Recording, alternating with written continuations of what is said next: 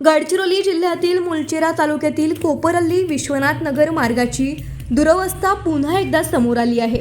सोमवारी सकाळी 7:30च्या सुमारास मानव विकास मिशनची बस अहेरीहून मुलचेराकडे विद्यार्थ्यांना घेऊन जात असताना विश्वनाथ नगर जवळील मुख्य रस्त्यावर खोल चिखलात रुतली।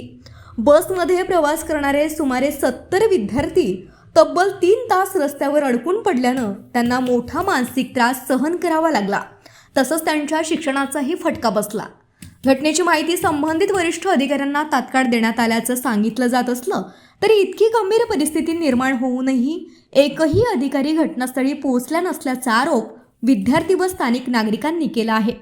त्यामुळे आपत्कालीन प्रसंगी प्रशासनाची यंत्रणा नेमकी कुठे असते असा संतप्त सवाल नागरिकांकडून उपस्थित केला जात आहे। या घटनेनंतर पालकांमध्येही तीव्र नाराजीचं वातावरण निर्माण झालं आहे। विशेष म्हणजे याच मार्गावर रविवारीही एक ट्रक चिखलात अडकला होता आणि ग्रामस्थांनी 2 ट्रॅक्टरच्या मदतीने मोठ्या प्रयत्नांनी तो बाहेर काढला होता।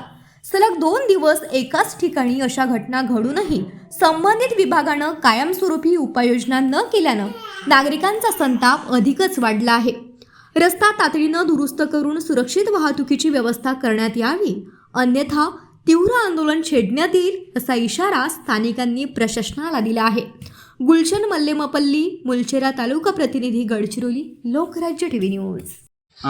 मी सानिया वसतिष्ठाम शहीद वीर बाबूराव या विद्यालयाची विद्यार्थी आहे। आम्ही 60-70 विद्यार्थी लगाम परिसरातून रोज ये जाय करते। कोपरल्ली नाल्याजवळ मोठमोठे गड्डे आणि चिखल असल्यामुळे आमची स्कूल बस येथे अडकली आहे। आमची शाळा येथून 5 किलोमीटर दूर आहे, तर आम्ही येथून चालून जावी कसे? आज शाळा बुडाली, असं किती दिवस बुडवायचे? मला शासनाला विनंती आहे की तुम्ही हे मार्ग लवकरात लवकर दुरुस्त करावी।